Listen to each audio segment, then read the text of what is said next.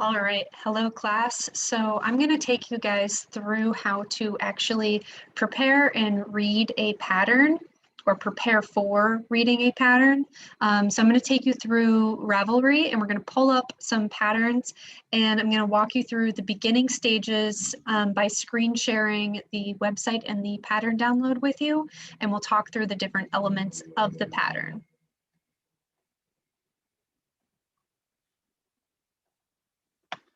All right, so we have our video about Ravelry and other knitting resources.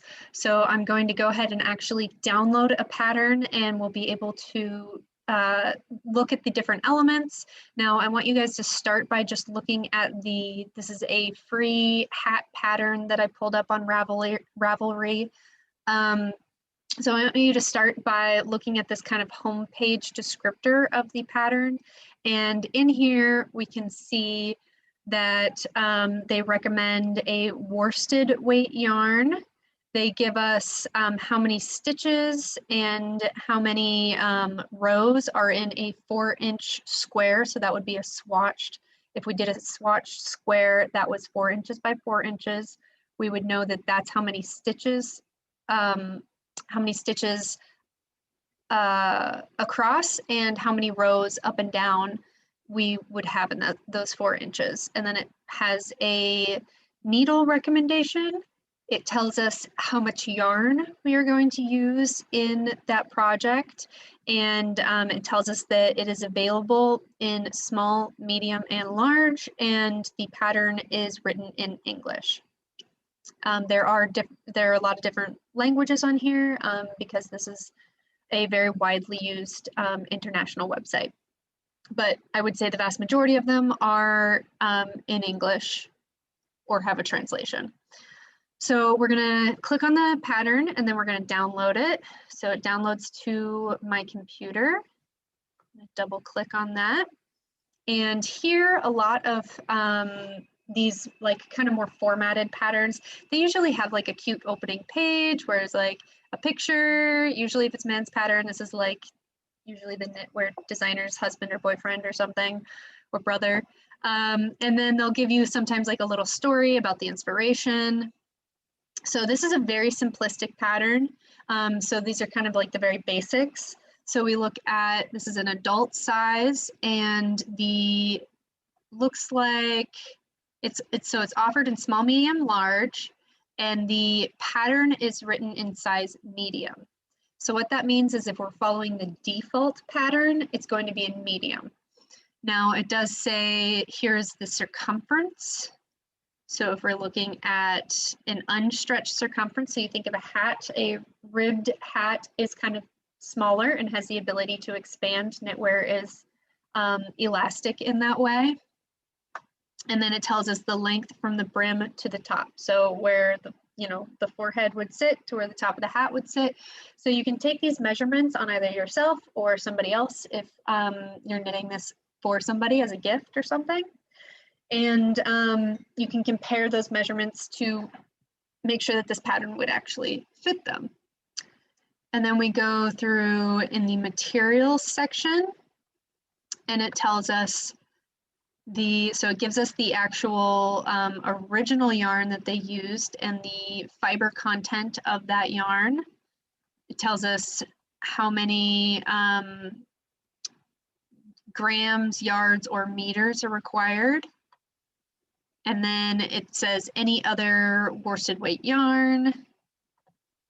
So it gives you the option to actually buy the original yarn, which if you see an image that you really like and that yarn is available, that's usually the easiest route to go, is just to buy the original yarn if it's available to you. Okay, and then it tells you that you should also have stitch markers and a tapestry needle. Those are just kind of like basic knitting supplies. And then it gives us the gauge as far as that's like our swatched. So it gives us the gauge, which is our 4-inch by 4-inch swatched square. And it specifically says unstretched. So that's how many stitches and rows would be in an unstretched swatch. Okay, and then we go to directions. So it tells us how many to cast on, It looks like, so, okay, so this first number, cast on 96, that's going to be for a size small. For a cast on 104, that's going to be a medium. And for a cast on 112, that's going to be a size large. So oftentimes they'll list the smallest size first, and then in parentheses, you can see the subsequent sizes for like large and medium. So then it says,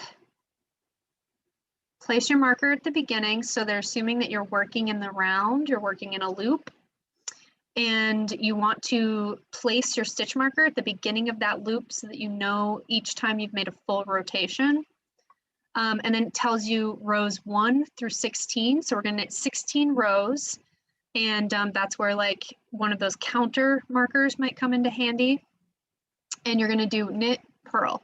So we're just doing a ribbed stitch all the way around for 16 rows. Now, some patterns will tell you 16 rows. Some patterns will just tell you to measure the amount of fabric that's been created. So it says knit 4 inches or something like that. This one gives us an actual row count. And then we go on to just knit to end.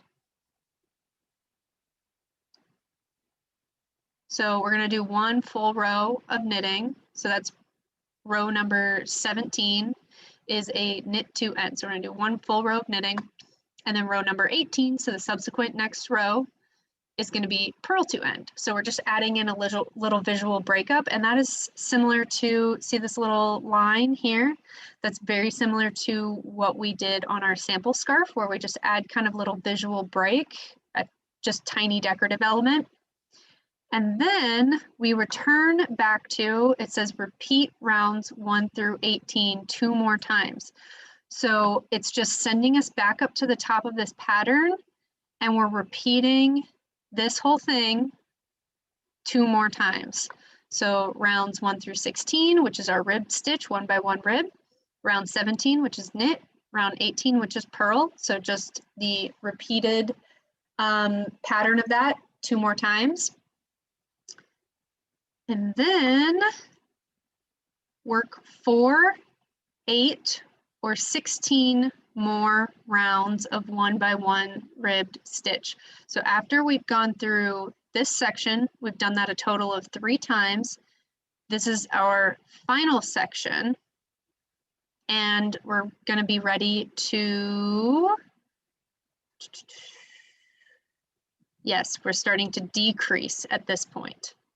So here we are with, this is the bulk, the length of our hat. And then once we have done that, gone through that process 3 times, now we've reached the crown of the hat where we need to decrease the amount of fabric. And I will teach you guys, maybe I'll add in a decrease, just a quick little sample into how to decrease. So this is SSK, is slip, slip, knit. And I know that because I can see our chart on the right-hand side here of our abbreviations. And so our abbreviations are K for knit, P for purl, P2 tog for purl 2 together, SSK is slip, slip, knit, and ST is stitch or stitches. So we have K1, knit 1, P1, purl 1, and we'll repeat that until we've done that 1, 2, 3, 4, 5, 6. So we've done 6 stitches, and then we slip, slip, knit, which I'll give you guys a little example of that. So we are kind of decreasing in each of these rounds, and we have 13 rounds of decreasing rows. And I would guess by the end of this, you probably only have maybe 6 to 8 stitches left on the needle. And I will link a couple of hat tutorials to this next email so you guys can watch a couple videos on how hats are made and how that all comes together. And then you're finishing it off by just breaking the yarn and stitching it back through. And then it says weave in ends and block flat, which you guys know how to do.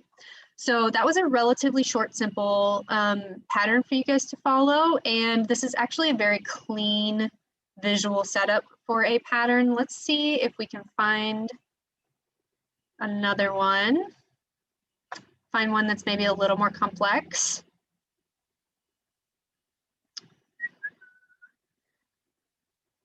Okay, so that one we just looked at was like a very basic one. I would say that would be a next step for you guys if you're ready to move on to hat making and garment making. This one would be later on down the road if you want to get into cable stitching, which is quite a bit more complicated. But let's just take a look and see what a more complex pattern looks like. So we download, I'm gonna open this up.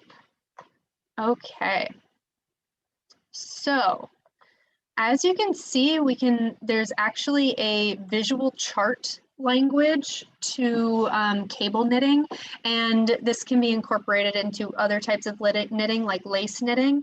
But once we start to get to a point where things are so complex that you would need like multiple lines of instruction to follow along with the pattern, we start to get into these visual representations. And this is definitely a more advanced skill level, but we can see that this is still set up in a similar way. So we have how many yards of yarn you'll need, the exact type of yarn that they used. They're using a circular needle, and this is the 3.75 millimeters. That's the size of the needle. So CO, that is cast on. So if we scroll down to the bottom here, we can find their language chart, the breakdown of what everything means. So tells you how many to cast on. Then again, you're just going to do a basic 2x2 rib stitch until you have 2 inches. So here they tell us how many inches rather than how many rows you're going to be knitting. And it tells you that's all the rows for the brim of the hat, which if we come back up here, they're saying like this is about a 2-inch brim. And then we get into the more complicated stuff. It starts to say, okay, decrease by 2 stitches, repeat in the row. Okay. And it tells you, so one important thing is this is a 24 stitch repeat. So in order for this to work out, I would say at this point you would go back and count how many stitches you have on your needles, and it should be a multiple of 24. So if we look here, I see 2, so there are probably 4 repeats all the way around this hat. So 24 times 4 would be 96, I think. Anyway, this needs to be multiples of 4 in order for this pattern to work out. And then this is actually the pattern for the very top of the hat where you start to decrease stitches and rows. Yes, and they actually have videos linked on here, or it looks like blog links. So if I click on this, it will take me to this knitter's blog, and it actually has specific stitch technique tutorials on how to do the particular stitch that she's calling for. So a lot of these knitters have like blog resources and YouTube channel resources. So if there's something confusing in their pattern, you can go to their blog or their YouTube channel to see how that particular stitch actually plays out. Let me pull up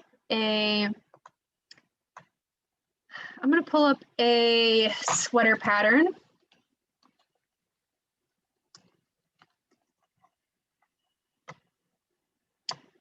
I'm going to look for a sweater pattern because I want to show you guys sizing. And we're going to make sure we're on the free section. This looks like a nice sweater. Kind of basic. Oh, it's got a little pocket on it. Okay, let's see if we can download this pattern.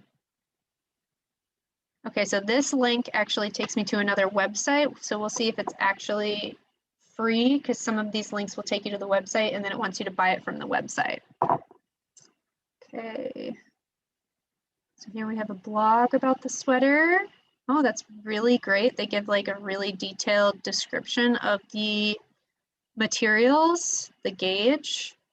Okay, good, good. This looks like a really thorough blog so far. So it gives us a really detailed gauge here. It gives us size charts. So, and since it's a sweater, we need like multiple sizes as far as like around the waist and the length of the arms and the arm's eye, things like that. So as you can see, they have chest circumference, hip circumference, length to the bottom of the underarm, shoulder to underarm, sleeve cap. So we can go through and we can double check all these measurements to figure out like if you were, it's kind of like if you were using a sewing pattern, you'd go through to make sure that you were using the correct size. And then we actually have some really nice pictures showing you in progress work. And as you can see, there's a lot more instruction here. There's a lot more breakdown because this is just a more complicated object, but I love that they've given us little in progress pictures. So that's fantastic. And there's a little bit more writing. This is a little bit more of like a blog style pattern. That's a really beautiful pattern as well.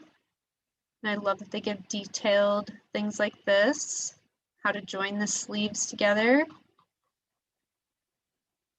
Okay, perfect. So hopefully that gave you guys a little more of a view into how we're reading patterns, what kind of things to look for.